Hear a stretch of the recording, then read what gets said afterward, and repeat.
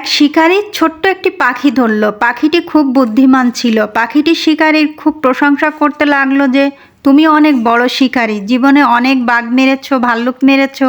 আমি একটা ছোট্ট পাখি, আমার ওজন 100 গ্রামও না। আমাকে খেয়ে তুমি কি মজা পাবে? আমাকে খেয়ে তোমার পেটও ভরবে না। তার চেয়ে আমাকে ছেড়ে দাও। তোমাকে এমন 3টি মূল্যবান কথা শোনাবো যা তোমার সারা জীবন কাজে লাগবে। পাখির কথাবার্তা শুনে শিকারীর মন নরম হয়ে গেল। সে ভেবে দেখলো, ঠিকই তো, এত ছোট পাখি খেয়ে তো কোনো লাভ নেই।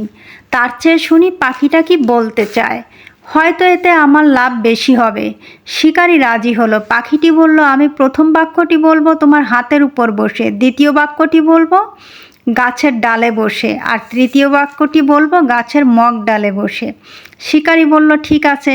পাখি বলল, যা বাস্তব নয় সেটা কখনো বিশ্বাস করো না।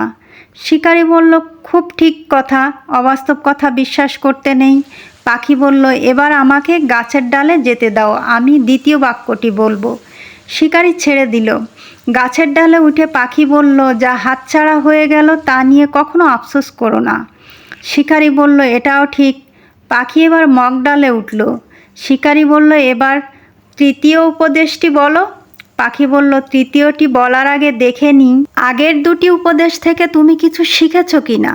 পাখিটি বলল, আমার পেটে আছে 200 গ্রাম ওজনের একটি মুক্তা। শুনে শিকারী খুব আফসোস করতে লাগলো এবং পাখিটিকে ধরার জন্য লাফালাফি করতে লাগলো।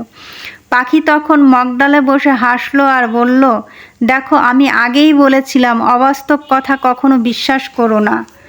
আমার ওজনই 100 গ্রাম, আমার পেটের ভেতর 200 গ্রামের মুক্তা থাকবে কিভাবে? বলেছিলাম যা হাতছাড়া হয়ে গেল তা নিয়ে কখনো আফসোস করো না, কিন্তু তুমি তাই করেছো।